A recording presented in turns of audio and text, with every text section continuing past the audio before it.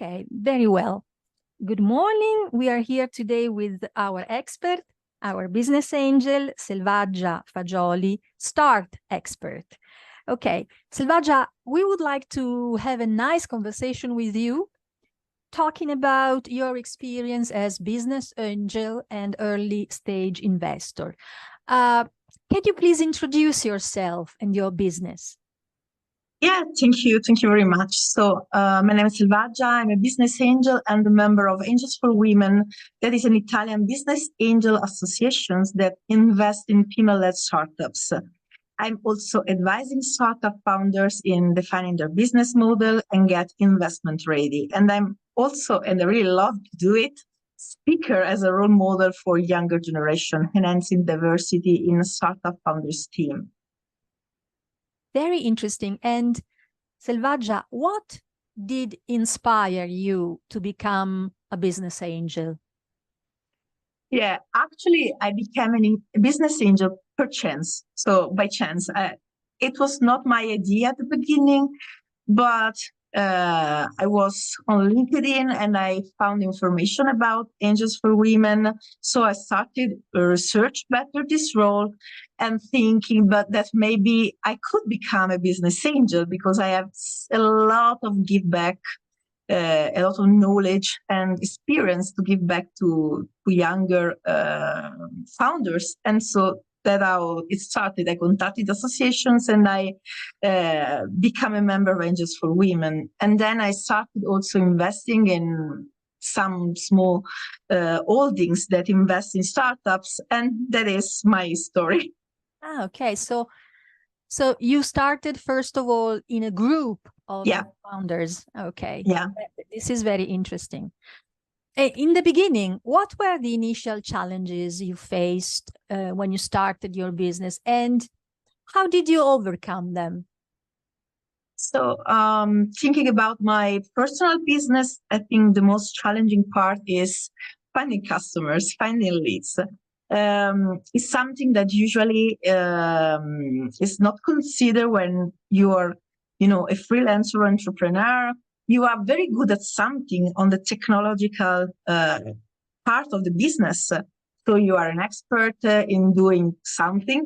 But when you are alone, when you are in a business, you also need to find customers, people paying for your service or your product. And I think that was the most challenging part for me. Mm-hmm. And how did you overcome this difficulty in the beginning? What were your strategies?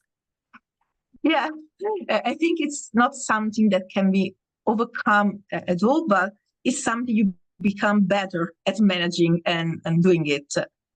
So I had some experience in networking in person. I have a little group of people I met at events or during my executive MBA at Polytechnic of Milan, other colleagues of previous company. So I started to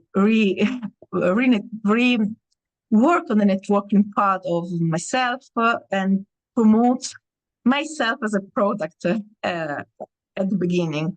And then it started with some opportunities. And I think that networking really should be something that you teach to people that want to become entrepreneurs. Mm-hmm. Yes. So this is one of the skills that you suggest that new business angels or entrepreneurs should have. What other skills do you think could be useful on top of this, and also specifically for business angels? I think it's really important as a business angel to study and learn about the rules of the game. Investing as a business angel is not something that is, easy to do. Of course, I think many of us starting being a business angel because we want to give back to society, we want to promote younger generation, or we want to work on our territory and the society as well. Maybe we are a lot of social investors, but I think it's really important that as a business angel, you also study the economic and the legal part of investing. You understand the risk you are taking when investing in equity, because you are not a bank, you are not a guarantee. So you will risk all your money if the investment goes bad. So it's really important for me, first of all, to learn how it works, and also to try to learn from people that have more experience than you, people that are already investing, they are already a seasoned business angel, and try to ask them if you can be, I don't know, like their mentee. Okay, so now that you say that entrepreneurship is very much connected to networking, yeah.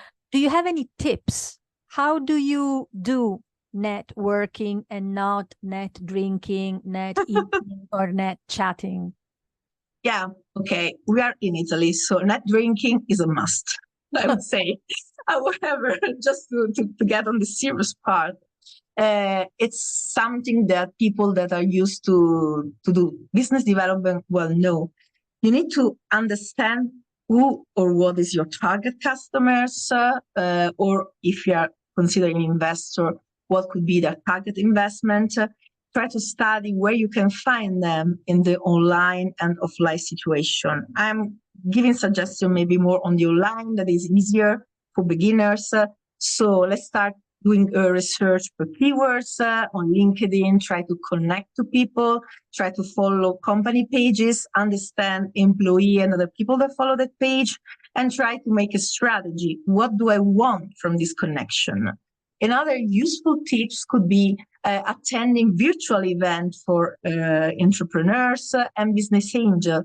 Many of them already have a part of networking where you can already, let's say, schedule a meeting, an online meeting inside the platform or outside the platform. That is a very productive way of making it work. It's important that you are prepared. So you find the people, the right people to talk to, and you really need to have also a very good offer. That could be, I don't know, the opportunity to get an introduction to someone else, the opportunity to pitch a product, the opportunity for a partnership. So I think people and opportunity are the real rule of networking, of a successful networking. Mm-hmm. And Selvaggia, you say it's important to study and analyze your clients, and in case you are a business angel, you have to analyze the businesses, the deal that you have to choose among.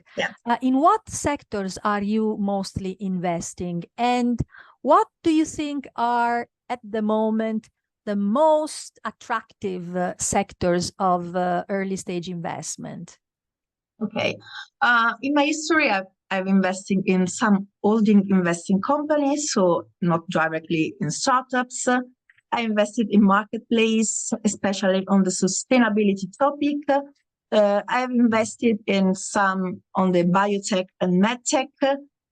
And I would say that as per sector, a sector I'm looking to start investing is the femtech sector. That is technology aimed to female on the medical sector. Another one, of course, all that is around the artificial intelligence now is on the rage. You know, a lot of money is spent to this kind of product. Other could be, I would say, the fintech, even if the money is not as good as past years, is still B2B, find fintech a good way to invest your money. But of course, there are a lot of small industry that could be interesting. I think what is important as a business angel, you need to start thinking about your investment thesis, like, you know, VC funds. So what stage you want to invest, what sector, and why you are investing in that sector. Mm-hmm. This is very interesting, very interesting. And the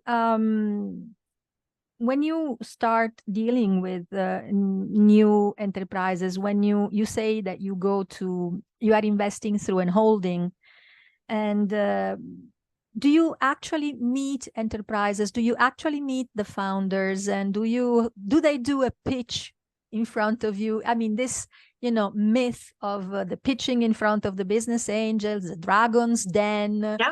Okay. Do you have that kind of an experience? As normally we hear the experience from the side of the startup, but it's interesting to know what is your experience on the other side as a business angel. What are you looking for? What are the things that strike you? What would you suggest to a startup to work on to make a better impression? Well, that's not an easy question because there are a lot of points. Okay, let's start from the beginning. What I'm looking for, it depends on the stage of development of the startup. In a pre-seed startup, what I want to see is a team that is committed, a team that has clear ideas on the direction they want to go, and they have their due diligence regarding the market and the competition. We know that in pre-seed, you are just, it's not possible work with numbers because it's too early to think about turnover and whatever. So you have only investment cost, the beautiful roadmap. When we are going in the later stage, that could be seed or Series A. I tend to invest no later than Series A personally as a business angel. I want to see also traction. So you have talked with customers, you have validated your product, there's interest in buy your product. I don't need to see the big bucks now, but I want to see that you do your experiment and you are ready to scale. During the pitching session, okay, it's something that I usually love because I love to learn new ideas and meeting new people. So that's something that I really enjoy. It's another point of, I would say, to analyze how the founders are. Pitching, it's not easy. It's not just preparing your slide deck on Canva or PowerPoint or whatever you're using. It's like the ability, the storytelling to recount what you're doing, to engage, the people that are in front of you. So there are some tricks regarding, also public speaking that they should know. So it's like you have to get better every time you are talking with investors. Receive feedback, add that feedback to your next speech, and so on. And then I think it's like you become perfect. Of course, getting the money, it doesn't depend only from the pitch or the quality of the pitch, depends also on the quality of the business and the possibility that investors get money from the startup, from the project. Very, very interesting. And how do you choose the rounds? I mean, do you go to the university contest or do you have a special roadmap? You have a calendar of initiatives through the year, or how does that work concretely? Okay, scouting, it's one of the most time-consuming activity for an investor. VC funds and people totally dedicated to this part. At the beginning, it's not easy because you don't have your network and coming back to the network as well. So first of all, you need to study and look for, as you say, pitching events. There are a lot of online opportunities. And I also suggest that people subscribe to newsletters. Newsletters are a very good way to be updated on what happens around you. So you need to be on top of that. You can also, I'm using Feedly, that is like a tool to get all the news. So I'm using also paying for doing my press release. That's something I do also for my job. I'm doing a research on LinkedIn, and this is very good at the beginning because you are outside of a good network. But later, when you are inside network with real people, you will receive invitation. You will attend pitches at events. Maybe sometimes you'll be also jury. And that is, I think, a good tips that was given to me to an analyst in a venture capital fund. Also to ask for the startups you have already invested, to ask your founders to suggest other founders. That is very important. part of getting startups for your deal flow. This is very, very interesting. Thank you, because it's something that the business owners always ask, how am I going to be found? So I know where you look for them. I can tell them where they have to be. Okay. So how did you have anyone mentoring you through this process? Because we would like to know if mentorship in this and guidance play a big role for you in this business. And so I was wondering, did you have a mentor? Did you receive any guidance during your experience, or did you it all by yourself? I think it's a mix of both. Being part of an association like Angels for Women, where there's an investment in syndicate, that it means that many business angels can invest with the guidance and the strategical support of the association, was a quick way to understand how it works. Also, I attended the first program to how to become a business angels with Angels for Women. And I suggest that people look for other resources. There are a lot of resources online to understand how it works. Of course, it's a lot of study, self-study, but the beautiful part of being in a group is that you can ask someone more experienced.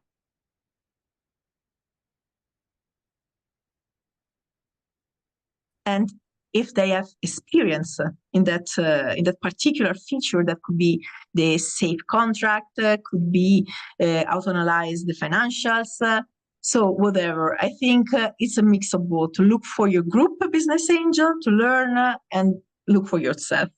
Yeah. Okay. I'm asking you one more question. Yeah. What is your preparation? What is your education to become an entrepreneur and then a business angel?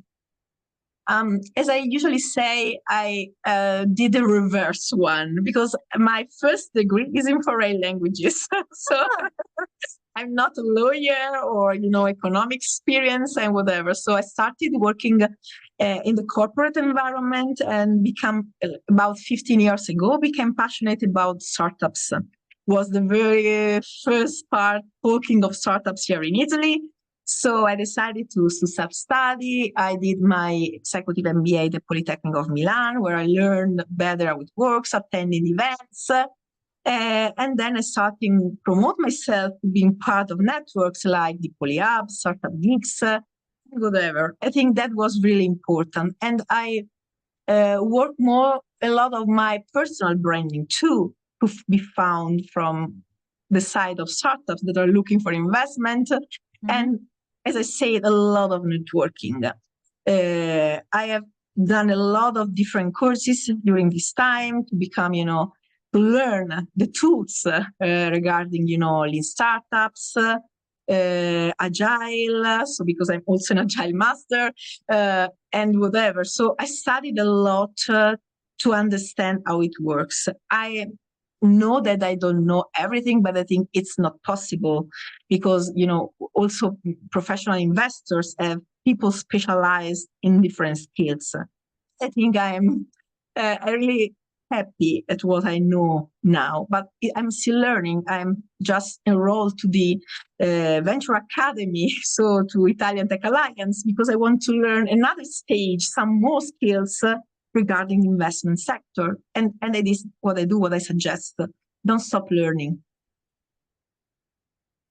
Okay, this was very, very interesting. I have one last question, which is, and this is the last one, but then we can talk, but this is the last one that I'm going to ask you.